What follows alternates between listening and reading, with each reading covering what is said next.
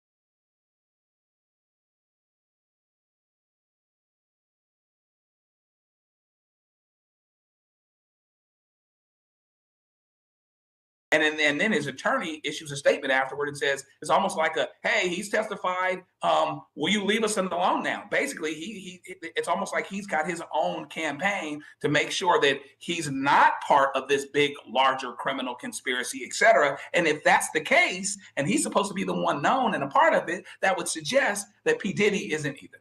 We're going to get more of your questions coming. I see a lot of questions coming in for Elizabeth. We're working on getting her up here as well. But Dave, I mean, goes to this question, right, of racketeering. I think the more that he says, what was your job description? Well, your job description was, my job description was to make Sean Combs happy. Isn't that the common purpose? Doesn't that go to the racketeering? What's the common purpose? To serve Sean Combs. Remember one of the assistants that testified, David James, when he got his job, he was told, it's Sean Combs' kingdom. We're all here to serve it. Is that enough for racketeering? Is that enough to show there's a criminal enterprise, a common purpose? By itself, but in combination with other evidence, it helps. And I agree with my colleagues that I don't think it moves the needle a lot, but I do think if you want to know which side he benefits, I think it's the prosecution. I think it does help on the racketeering charge, but no, it was not a game changer, his testimony. But then again, I don't know if he was supposed to be. Cassie really is the witness who connects all the dots. This witness is helpful for racketeering, but they need other stuff to get that far. Yeah, and I think, the charts, the travel receipts, the assistants, there was something about this, Tyler, as I'm watching this, and I'm watching this, there's no cameras in the courtroom, what am I talking about? As I'm listening to this, I'm reading about this, and he's going through the binder of the different Sean Combs associates and assistants. I'm starting to see the idea of a criminal organization, Sean Combs allegedly using his assistants, staff, and managers to facilitate. If the jury accepts that these wild king nights or freak-offs are crimes, if they accept that, and you start to see all the people that were involved in it, you can see how they're building a racketeering case. Whether or not it sticks, I'm not sure, but you can at least see how they're trying to stick to it, right, Tyler? Yeah, you can clearly see that they're building a racketeering case, and all these employees who work for Mr. Combs, they wore two hats. Mainly, they were hired for legit jobs, but it's clear through the testimony and evidence presented that they did help further some of the freak-offs, which are being portrayed as criminal activity, as racketeering. You have hotels being booked. You have things being purchased by different witnesses, whether it's Brendan Paul, who just testified, or some of the other witnesses who testified. So you see there's criminal acts that Mr. Combs is allegedly committing in these freak-offs, and his employees and team is helping him further commit those acts. So that's enough for racketeering. The question is going to be is whether this jury believes that the freak-offs are criminal activity. They may believe these victims are willing participants, that they consented, and if the defense presents a strong case furthering their interpretation of it, they'll be fine.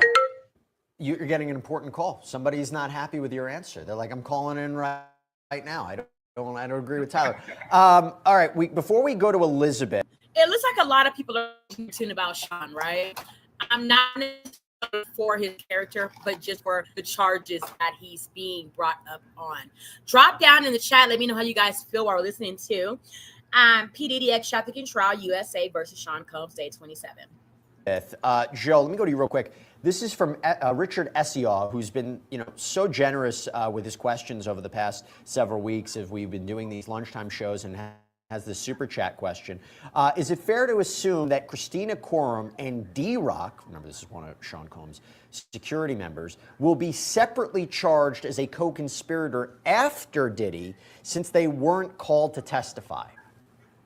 I don't expect that they'd be prosecuted at all. The pressure was in, if they were going to be prosecuted, you should prosecute them this time, right?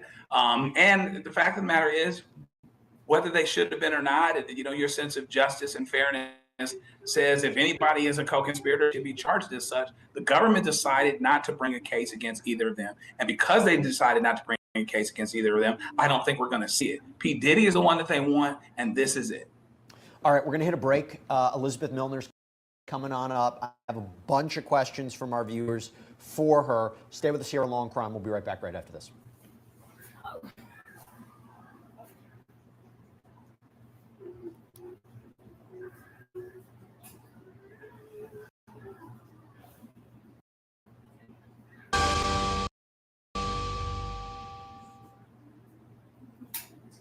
All right, welcome back, everybody. So we have with us Elizabeth Milner, law and crimes in-court reporter who's been there every day for the action, every day of testimony, and we have so many questions coming in now for Elizabeth. Elizabeth, really good to see you. Before I even go to the more substantive questions, let me give you some praise that we got here. This is from Morty von Eltberg. Thank you.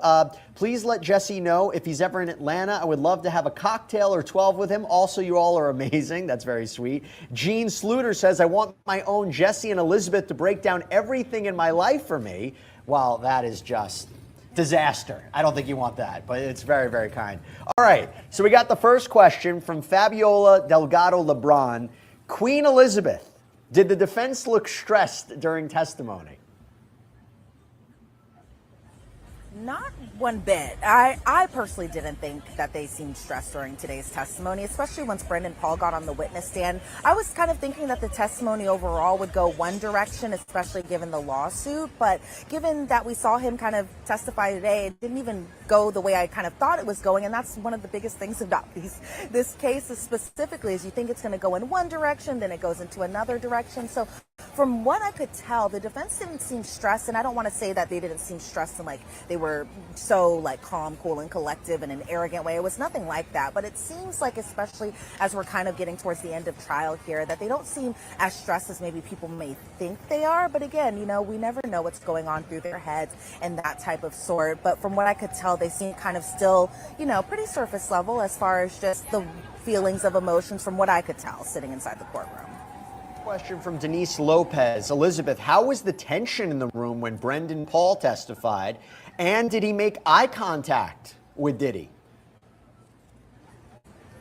I didn't think that there was going to be a tense moment between the two, especially given kind of the demeanor it's been with other assistants testifying. And so because Diddy wasn't present when Brendan Paul got his immunity deal outside of the presence of the jury, I thought there might be kind of a big moment where maybe Brendan Paul didn't even want to look in Diddy's direction while he kind of approached the witness stand. But from what I could see of him, Diddy did kind of what he normally does when maybe a compelling witness might come up and testify, is he kind of turned around in his defense chair and he kind of watched Brendan Paul take the witness stand. But I couldn't feel like necessarily a tense atmosphere as opposed to maybe when Jane was testifying or even as far as when Cassie was testifying. But from what I could tell, even when Brendan Paul got off the witness stand, I think he kind of looked in Diddy's direction. I don't think there was kind of like a, just like a nod to one another, a smile to one another from what I could see. But it didn't feel as tense as maybe I thought it was going to be when he entered the courtroom.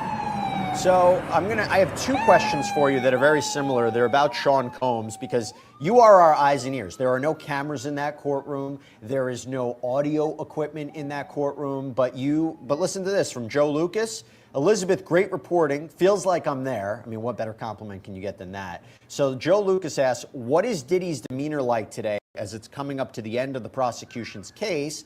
And RD asks, Elizabeth, have you seen Combs look at the jury much since he got in trouble? Remember, he did get in trouble with the judge after a really, I would say, beneficial moment of cross-examination of a key witness in this case. He was accused of nodding at the jury. So what's his demeanor like, and has he been looking at the jury?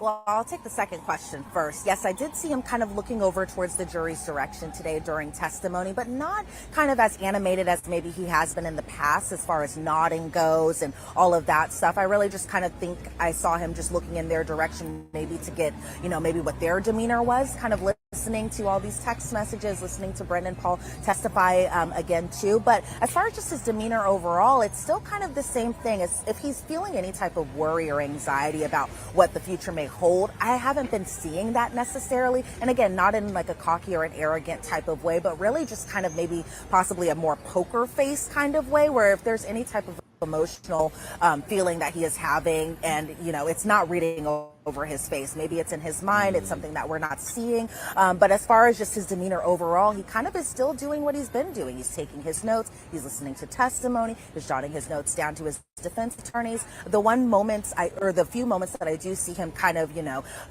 maybe beam up in a sense is when he sees his family inside the courtroom, so kind of turning around, saying hello to his son, saying hello to his mom, his sister. But as far as any type of worrisome demeanor, I haven't seen that, but you never know what's going on through his mind. Are they there today? Is his family there? Yep, his family is here today. I saw his sons, just Justin and Christian Combs today, his sister Keisha, his mom, Janice, and then, of course, his friend Charlucci, who's been inside that courtroom pretty much as I've been. Even before the trial began, he was always attending those pretrial hearings, too. So he did have his support system inside the courtroom today, too. We got this question from Ilana Rodriguez. I absolutely love Jesse and Elizabeth. Oh, they're both great. And Jesse, I love the hair. Thank you so much. Question, Elizabeth. So this is important because we found this out. It was actually shocking. We found it out, 15 minutes ago? Elizabeth, when will the trial be over? And when will the prosecution government be done with their case? I mean, we just found out when this is basically going to wrap up, right? Yes, we did, and it's coming closer to an end pretty much faster than I was expecting to. So because we didn't have court the full day on Wednesday, and of course we had the day off yesterday, it kind of pushed the government's case back just a little bit. So they plan on wrapping up this final summary witness on Monday. Then the cross-examination will happen.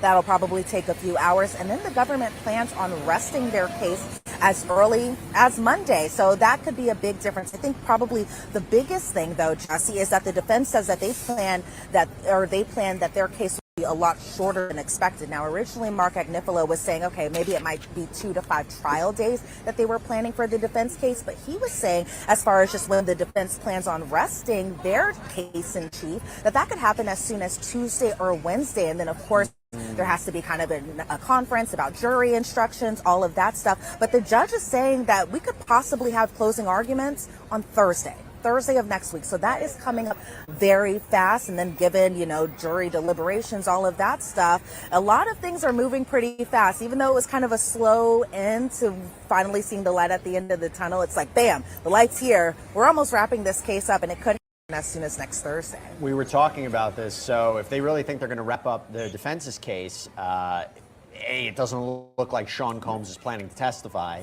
And B, and this is something I'll ask my panelists in a little bit, defense might feel pretty good about their case. They might feel that they don't need to call as many witnesses as they first thought. And through cross-examination or some of the problematic messages and alleged behavior of the witnesses in this case, they might feel reasonable doubt has already been raised. This is a question from @Tia215. Question for Elizabeth Milner. Christina Corum's name has been up every day of this trial. Will she be coming in? It doesn't seem that way. It doesn't seem like the defense plans on calling her, and with the government resting their case on Monday, it doesn't seem like they're going to be calling her either. And it's interesting because we have been hearing so much about her. We've been seeing her exhibit photos. We've been hearing her text messages from her devices that were turned over. But as far as seeing an appearance from her, either inside the courtroom or as a supporter of Diddy's, or even inside as a witness for either the defense or the government, we're not getting that, it seems like, from where we're kind of going and where we're at in the case. And so it's pretty disappointing. I was hoping to hear from her just in any type of context, whether it be as a defense witness, whether it be as a government witness, but it doesn't seem like either side plans on calling her, which is pretty disappointing. I really just was hoping, and I think a lot of people were hoping, to know what she has to say just about all of this altogether. If I had to take a guess, I would say within the first day of jury deliberations, those jurors are going to ask themselves, any idea why she wasn't called? I have to imagine they're wondering that. It's a question we're wondering because her name has come up almost every single day in testimony. And you wonder whether or not the prosecution felt that it might be a weakness to their case. Defense might say, we don't want to call her. She's not going to help us in any way. Her messages may tell more of the story. Elizabeth, I want to play you something. So we talked about this before. There is this newly released audio tape of Cassie Ventura Fine that has come up. Now, this came up during her testimony where she is allegedly threatening this man over him viewing a sex tape of a freak-off, something of that nature. We were talking about, does it help the prosecution or the defense? This came up during her testimony, but this is the first time that we, the public, have heard it. Let me play a quick portion of it, and I'm happy to have you on because I want you to correct some misinformation there is about what this tape is. You're going to put it into context for us. So let me play it real quick. No, you playing games, and now we're never. Now all my friends can go, and we can stay here. All right. Everybody can go, and we're gonna stay here. Everybody heard. So they're all leaving, and we're staying here until you show me that. I'm going to kill you. You don't understand. I don't give a I've never killed anybody in my life, but I will kill you because you're with me.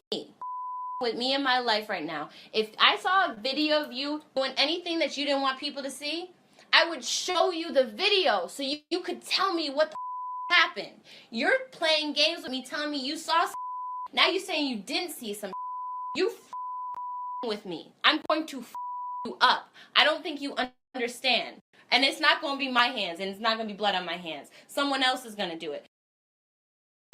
Tell me right now, and I'm recording this whole FYI, tell me what the you're talking about.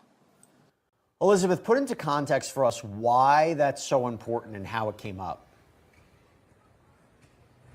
Yeah, so this particular audio recording came up, and it's pretty interesting. I feel like it can kind of work on both sides, right? Either the prosecution side or the defense's side, because when Cassie was on the witness stand, she was very quiet, she was very soft-spoken. Then the jurors heard this audio where you can see that she's pretty amped up. Why? Because the person that she is kind of confronting in this particular audio recording was someone who conveyed to her that they saw some sexually explicit videos of her, and Cassie wanted to know how they got this video, and this was specifically to, I think he was a club promoter, his name is Sujit, and she was just confronting him about how he got this information, how he got this video, and then just where this video is and how come he's not showing her this particular sexually explicit video. So I've been seeing just some kind of conversations about this particular audio recording where people are saying it's Cassie confronting an escort. That is not the case. This was somebody that Cassie honestly considered a friend who was telling her about this particular audio or this video that he saw of her,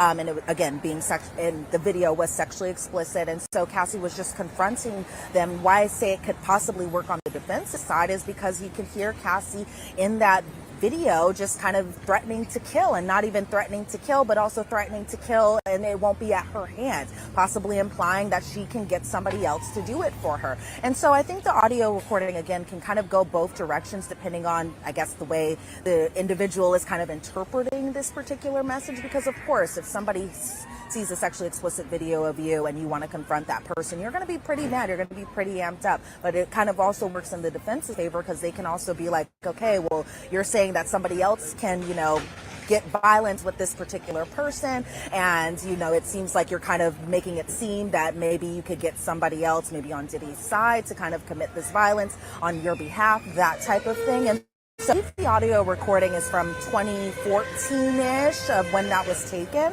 And so, yes, this was an audio recording that we have heard it play out in court before, but now it is being released to the public. I think it was the defense who released this particular audio recording, too. I think you're right about that. Obviously, it helps them a lot. But as I talked about, there was a different way the prosecution can ultimately frame it. Hey, she was so concerned about, these tapes coming out. And Diddy allegedly was blackmailing her, threatening to release tapes too, that goes to her fear. Maybe more of a stretch. But Elizabeth Milner, thank you so much. Really appreciate it. And I'm going to see you later on today on Sidebar. Yes, see you then. See you then. All right, Tyler, I want to go back to you. There was something that I mentioned before. If the defense has now shortened their case and they're only going to have a few days of bringing witnesses, does that signal to you that they feel confident that enough reasonable doubt has been raised that they don't need to put on more of a defense? I think it does. I think it shows that the defense feels confident in their cross-examination. And I think they probably believe that the prosecution's witnesses have been weak, that the government case isn't that strong. And just to give you an example on some of those points, they're the ones who introduced this tape of Miss Ventura. They could say that, look, this is the real Miss Ventura you heard on audio, not the lady, a victim who was pregnant on the stand earlier in this case. So they're going to try to attack the witnesses some more, probably through some evidence that they put up in their case in chief. But just telling the judge here that they expect 2 days worth of testimony logically has to signal that they're confident in their the lack of the strength in the government's case, because they do not have to put up any evidence. They're not required to, and they must feel like they have a good case. We got a super chat question from Shauna C. Shauna, thank you so much. This is for the panel. Transcripts for July 5th named Christina Quorum as a co-conspirator. Attorney said that due to pending lawsuits, Christina Quorum's right to plead the Fifth will be waived if she testifies, and anything said in this trial could be used against her in lawsuits. You want to comment on that, Joe? I can't confirm whether or not the transcript for July 5th named her as a co-conspirator and which attorney they're referring to, but does that make sense to you? Let me read it one more time. The transcripts for July 5th named Christina Corbin as a co-conspirator. Attorney said that due to pending lawsuits, KK's right to plead the Fifth will be waived if she testifies, and anything said in this trial could be used against her in lawsuits. Joe. Yeah, I mean, it kind of reminds you that all these civil things are still out there, right? And so therefore, actually, it sounds like it ends up being a good thing that it doesn't look like she's going to end up testifying. Fundamentally, what it comes down to for the prosecution and for the defense, for that matter, right, is whether or not she helps them, right? And the prosecution obviously has made a decision that she doesn't help them, right? I don't know what kind of deal was struck, et cetera. Obviously, there were some conversations somewhere there, right? So she doesn't help them enough in terms of what they would be getting somehow. And then the defense, assuming they don't put her on, and it sounds like their case is getting shorter and shorter, that they're not going to do it either. So what we're talking about is this eventuality. It doesn't sound like it's going to come. The whole idea that something would be that her right to self-incrimination would be waived because of the lawsuits. That's kind of interesting to me, but we don't end up getting there if ultimately neither side is going to bring her to testify. By the way, that comment from Shauna was correct, except for the date. I kind of forgot what month it is. Shauna said July 5th. It's not even July yet, so it was for June 5th. The transcript said that. Okay, Dave, we go to another super chat question. This is a really important one. It's about racketeering. This is from Nest Dog. Nest Dog, thank you so much. Also been incredibly generous with questions during the course of these live streams. They only need 2 of the 8 charges, right? Kidnapping, arson, bribery, witness tampering, forced labor, trafficking, prostitution, drugs. Talk to us about what that means, right? For racketeering, there are a number of underlying predicate crimes. What am I saying by that? What do they have to prove? They have to prove 2, right? Right. Racketeering means 2 predicate crimes, at least, or more, and you have to have an ongoing criminal enterprise. So you got to show that, yes, this was all done to help Diddy. His people were helping him throughout. Even if Diddy himself didn't get his hands dirty, they were working for him and he knew about it. Now, the 2 predicate crimes could be arson, Kid Cudi's car, could be witness intimidation, it could be bribery, trying to pay the officer to delete the Eddie Garcia video, right?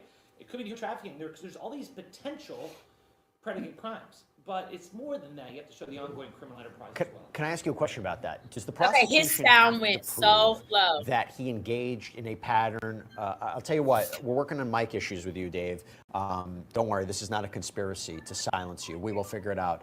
Let me ask you this question. Tyler, do you have to prove, I'm going to save this question for you once we figure out your mic, actually. I want to save this one. Tyler, I have a different question for you. And I forgot the question. Oh, here we go. It's a question from Jesse. Oh, and then Jesse says, hey, Jesse, great name, by the way, isn't it? This is from you, Tyler. Are employers allowed to let go of people that are on jury duty? I mean, these people have been on jury duty they're going to be like 8 weeks. Yeah, every state law is different, but I don't know necessarily the laws for in New York, but I'm pretty sure they offer protections for employees, and they're not going to fire an employee due to them doing their civic duty, serving on a jury.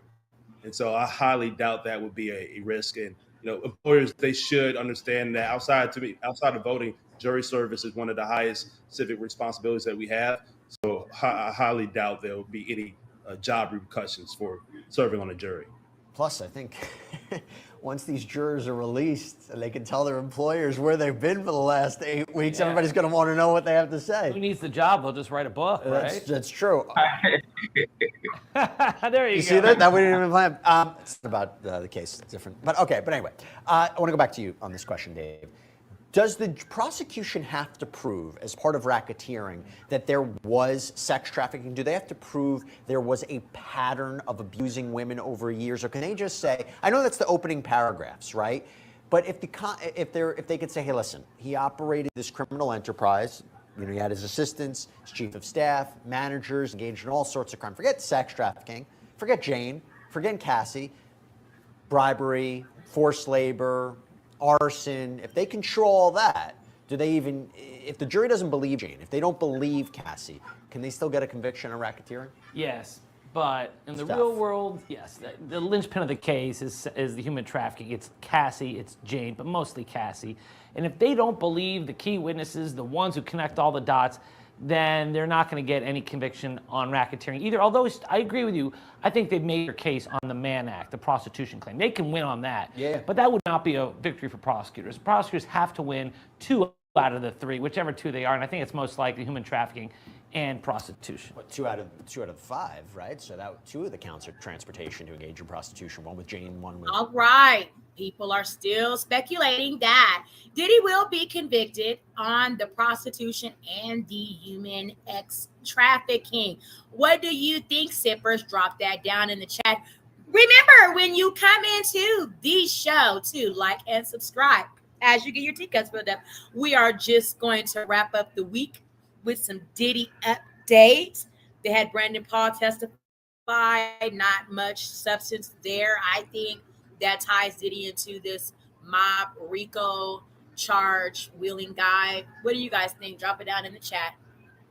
Cassie. Well, counts, but of the charges. Yeah, right, of course, right. Of course, and also, as Milo said, 2 out of 3 ain't bad. There you go. All right, we got a question for you. Oh, we got a super chat question from Strong Mama. I'll throw this to you, Joe.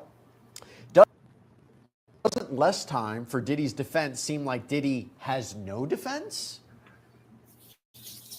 No, I think so. I mean, if they want to, if they're spending less time, sometimes you want to get on the right side of the jury too, particularly if you believe that you have a brief presentation that allows you to make a couple points to undermine. I think that they're at what they say in closing, and they're working backward.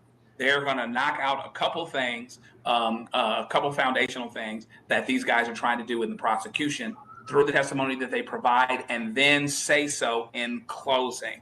Here's why this cause of action does not work. This charge doesn't work. This is why this charge doesn't work. This is why this charge doesn't work. For all that we've gone through, ladies and gentlemen in the jury, we did 4 witnesses, and they said X, Y, Z, and take the words of Cassie, take the words of victim number 1 and victim number 2, roll that up together, put that in a ball, put a bow around it, and hopefully the jury appreciates them being brief, but they must believe that they can knock out as much as can be knocked out in a short period of time.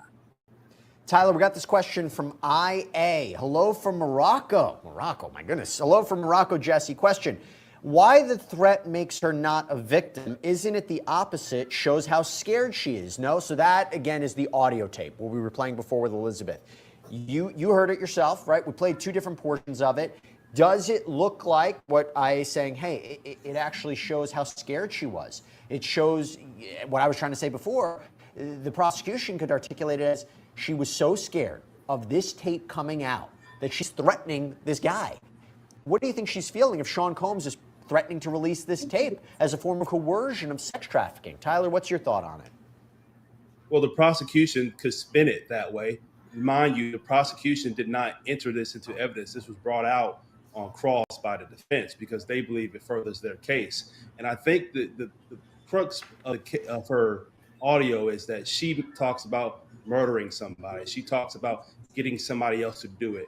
I mean, if I was on the defense, I would say, Ms. Ventura is willing to go through anything to protect her own reputation, throwing another man under the bus, putting somebody in jail for life, and even going to the extent of having somebody murdered. The defense entered this for a reason. The prosecution did it. I think that's the strongest point that you can draw from it.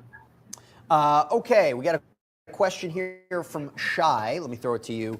Dave, what is the criteria for the first 12 jurors, then the alternates, the 6 alternates? Well, first of all, one of the jurors was replaced, so one of the alternates. I think there might be a misunderstanding here in terms of the role of jurors and alternates. It's not as if, well, you tell me what you make away from that question. From Shy, or as I call her, Shy. Shy. It's with an SH, though. Oh, okay, well, it is Shy. There you go. Like Shy tea. That's go. So, Shy. Isn't that chai tea? I don't drink tea like you don't drink anything but What's water. going on here? What's going on? Just go back. Yeah. Here's the biggest thing about these alternate jurors. They don't know they're alternate jurors because if you tell them they're an alternate juror, they're going to go to sleep. They're not going to pay close attention. At the end, before you go into the jury box, then you're told you're not a jury. I assume it's the same thing at the federal level as at the state level. Because in the state cases, you're not told. And at the end, when they say, okay, here are the jurors, I can go home, I've seen jurors cry because they're like, wait, I just invested a month of my time. I was physically invested in this, and now you're telling me I go home, I don't even get to. I don't know why that particular person's audio is so low. But anyway, thank you guys for sipping tea with Tanisha. We're not going to spend too much time on Diddy today because we got other hot topics to go to. So yeah, we're going to, wrap up Diddy's tea, and then we're going to get into other tea talks. Go in the jury deliberation room. So I assume it's the same thing in the federal cases because in state cases, that's how it works. And by the way, just to make it clear, they hear all the same evidence. They're there every day. It's not as if, an alternate comes in midway trials like, what's been happening in the last 5 weeks? They are here for all the testimony, which, yeah, of course, it's a little frustrating. They're getting a front row seat to this and can't ultimately be a part of the deliberations. But, it's interesting. All right, let me go now back to Joe. We got a question from Alexandra McDonald, our very own producer here at Law and Crime. Doesn't the defense only taking 2 days indicate that Diddy won't take the stand? I mean, we've been talking about it. It's his decision, right? He could change his mind over the weekend, but doesn't it seem that that's already the conversation that he's had with his defense attorneys? I think so. I mean, if I was prosecution and they were crazy enough to put Diddy on the stand, they being the defense, I know I'd be crossing him for 2 or 3 days, for sure. So that by itself, the fact that they're saying that they'll be done in a couple of days, indicates strongly that P. Diddy will not be part of the defense presentation. And again, I think they're counting on, the defense is probably counting on seeing Diddy as the person on some level that people knew, that people saw in the news, et cetera. Could this guy, I mean, he's got a little sex addiction or whatever else, but could he actually be a criminal conspirator? Could he actually be having a criminal enterprise? His bad boy records, really a criminal enterprise. Are these companies really? No, it couldn't be that. And if you put him on the stand and you drag through those particular things, for lack of a better term, and you run that tape and you talk about some of the things that show him at his worst, the circumstances that created this case, then the jury might be reminded of something else, and they won't take that risk. No, it's a good point. Look, Tyler, this is an interesting point. You wonder what the defense is going to do. If we take it as true. Now, I'm going to stop right there and sip the tea of what the last person just spoke to. I really like how he explained to us why Diddy feels, or Diddy's defense team feels, it would not be prevalent for Diddy to take the stand. Let's rewind that back and listen to what he said. And is the audio tape, what we were playing before with Elizabeth. You heard it yourself, right? We played 2 different portions of it. Does it look like what I saying, hey, it actually shows how scared she was? It shows what I was trying to say before. The prosecution could articulate it as she was so scared of the At the end, before you go into the jury box, then I was prosecution and they were crazy enough to put Diddy on the stand, they being the defense, I know I'd be crossing him for 2 or 3 days, for sure. So that by itself, the fact that they're saying that they'll be done in a couple of days, indicates strongly that P. Diddy will not be part of the defense presentation. And again, I think they're counting on, the defense is probably counting on seeing Diddy as the person on some level that people knew, that people saw in the news, et cetera. Could this guy, I mean, he's got a little sex addiction or whatever else, but could he actually be a criminal conspirator? Could he actually be having a criminal enterprise? His bad boy records, really a criminal enterprise. Are these companies really? No, it couldn't be that. And if you put him on the stand and you drag through those particular things, for lack of a better term, and you run that tape and you talk about some of the things that show him at his worst, the circumstances that created this case, then the jury might be reminded of something else, and they won't take that risk.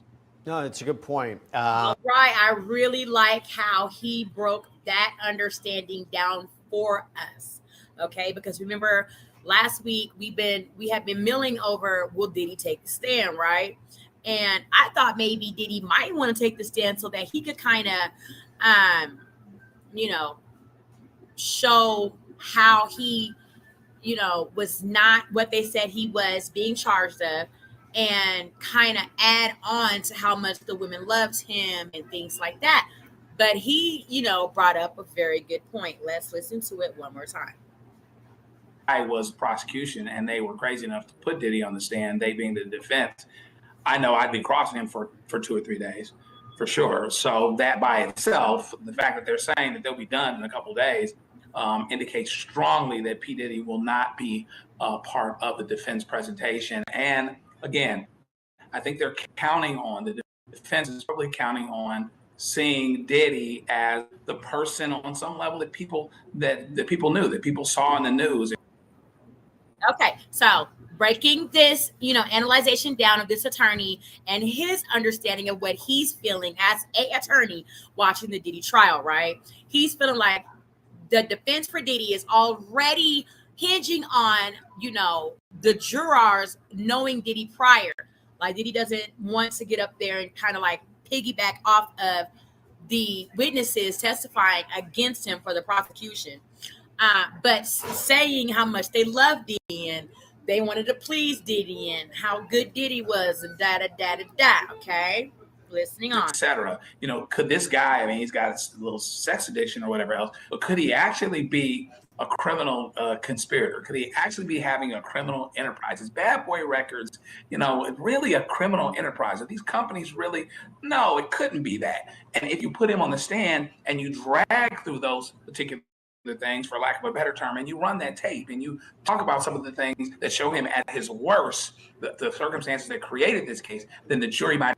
And what if they were to go and like bring up things like Tupac's death and Biggie's death and the deaths surrounding around Kim Porter and Kim Porter's potential movie producer that wound up dead by unknown circumstances or whatever. Like, what if they really, really dug deep? And I can see where Joe Richardson, the civil rights attorney, is coming from.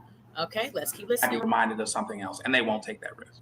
No, it's a good point. And look, Tyler, this is an interesting point. You wonder what the defense is going to do.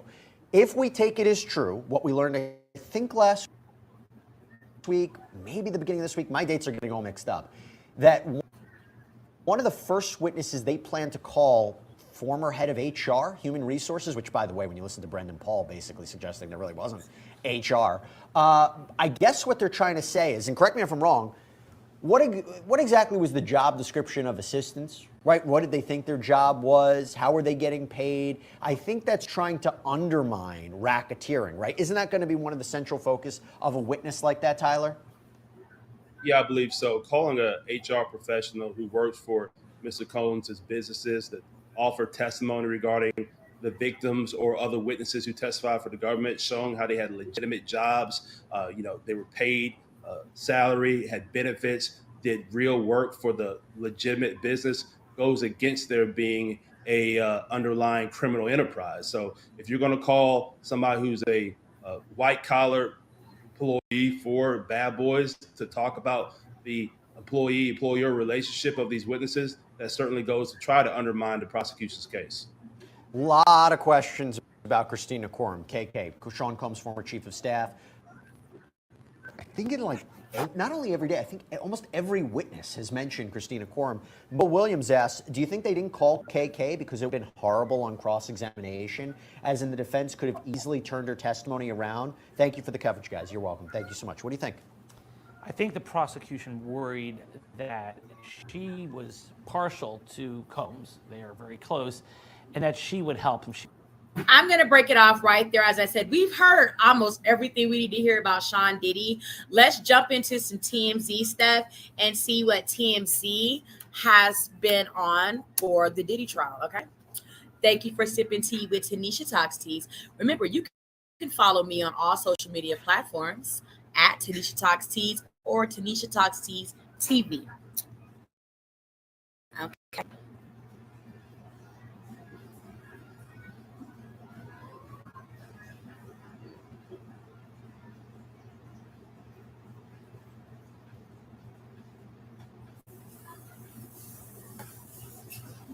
It's like TMZ winners versus losers. Let's see.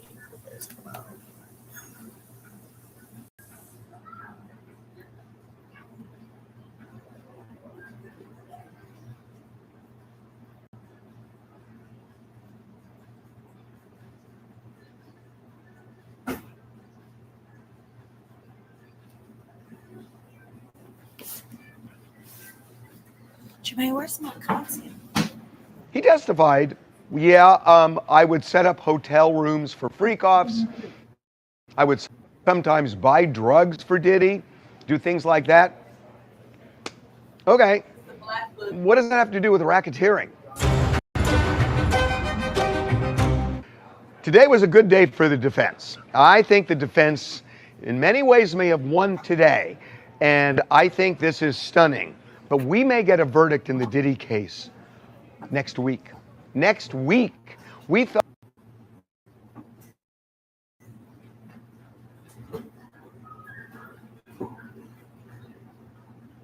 that the defense was going to spend 2 weeks presenting a case.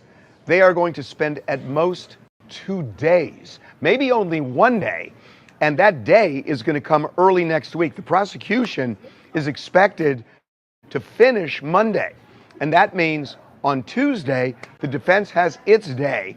Maybe goes into Wednesday, maybe not. And then they have closing arguments.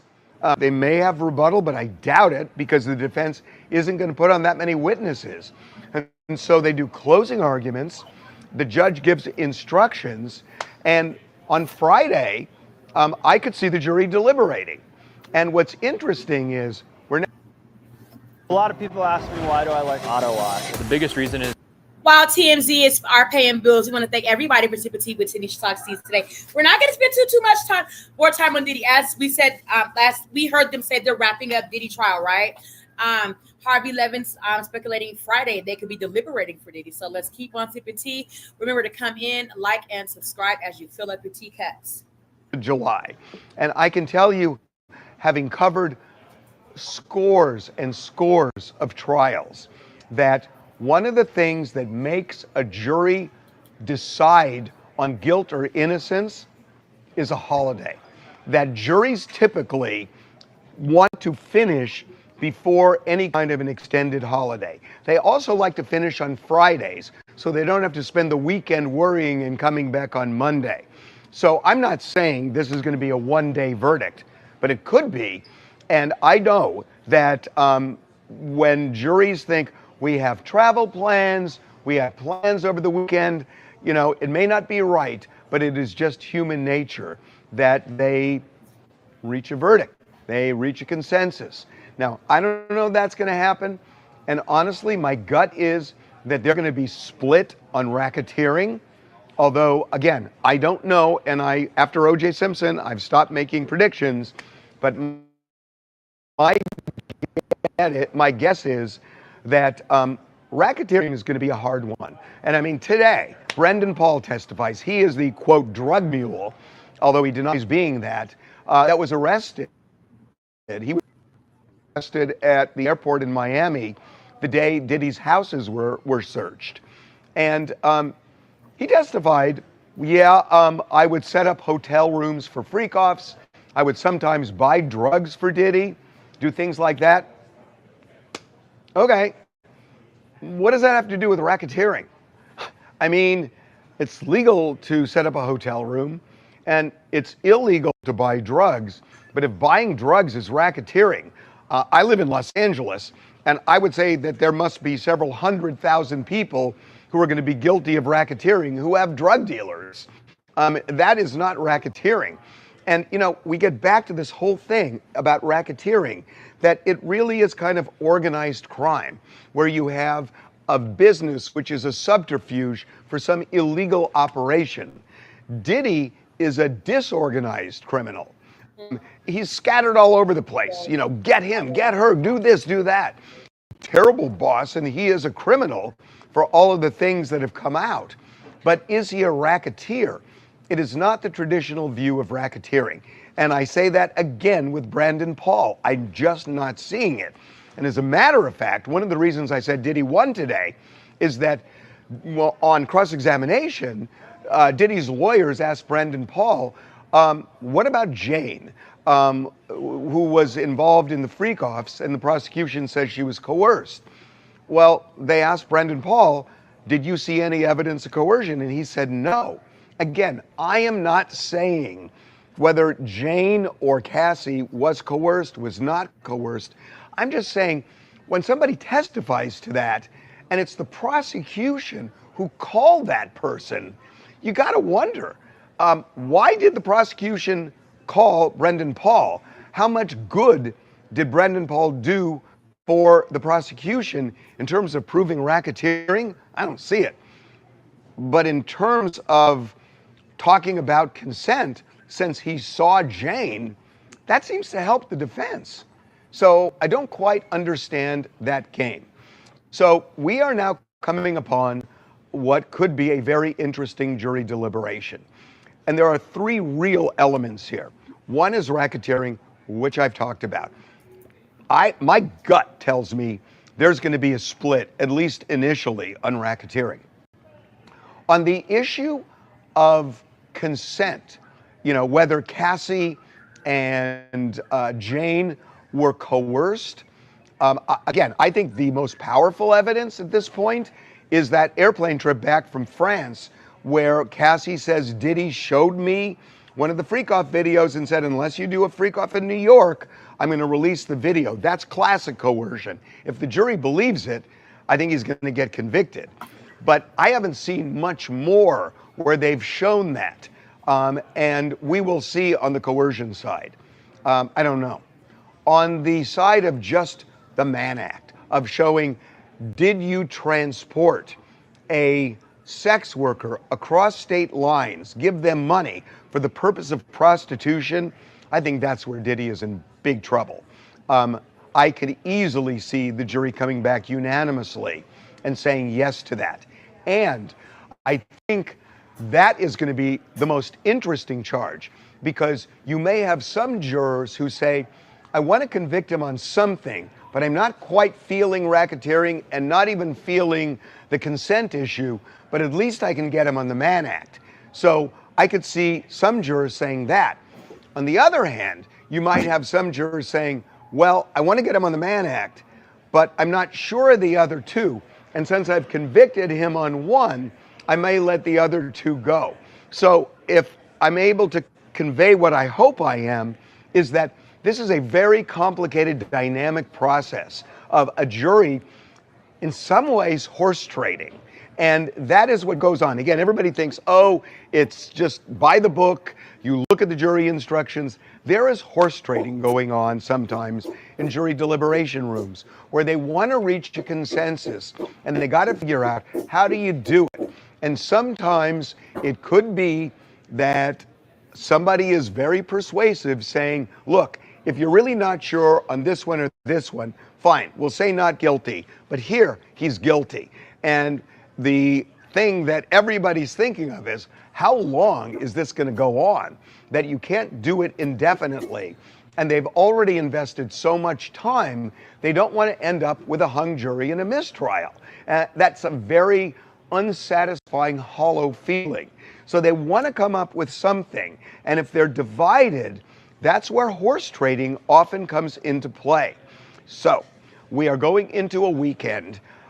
Next week is going to be very, very interesting, because I think the jury is going to have this case next week unless something really unexpected happens.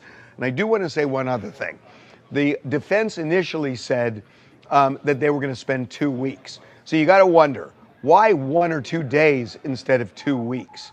So it could be a variety of things, but my gut tells me that they don't have necessarily the strongest witnesses to call, number one, to rebut what the jury has already heard.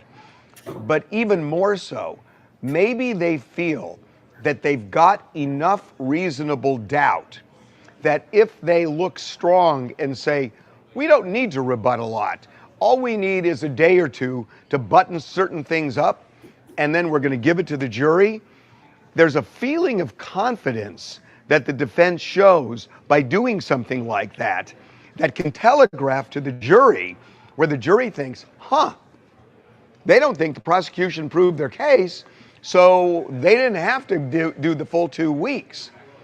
And they might also think, and they're giving us a break because we don't have to sit through 2 more weeks of testimony. So there's a lot at play here. But I would say to you, be ready, because we may get a verdict in United States versus Sean Combs next week. Okay, as we heard, they are gearing up for Diddy. I accidentally clicked on that. 1 second, let me go back.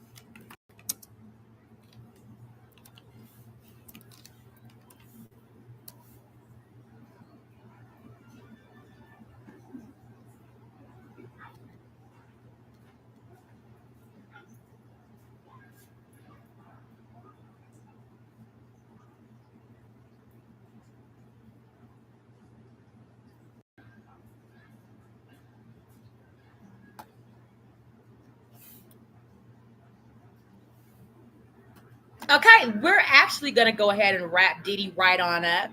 Okay. So we heard from Brendan Paul. Basically, he really didn't give the prosecution much on a RICO charge as far as like any drug trafficking stuff.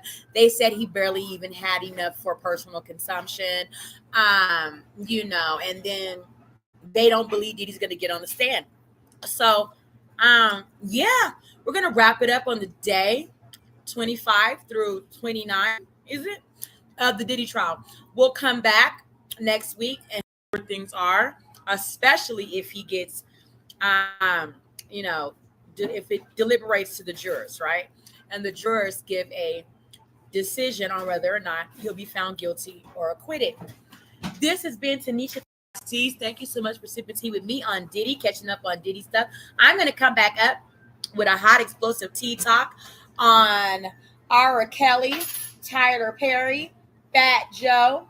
Rest in peace to Lynn Hamilton, who died at the age of 95, that played Sanford and Son, his girlfriend, the nurse on Sanford and Son, and Wendy Williams' ex-husband, who's suing the state of New York about her guardianship. We'll be back up in a few moments with some more tea talk with Tanisha Talks Tea. So stay tuned. Remember to click your notification bell so you know when I come live. I'm live on YouTube, Facebook, Twitch, and Kick. Thank you, guys. See you shortly.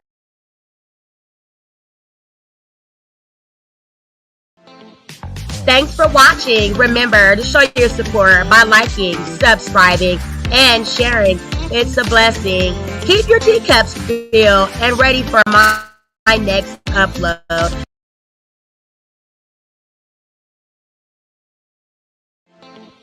Thanks for watching. Remember to show your support by liking, subscribing, and sharing.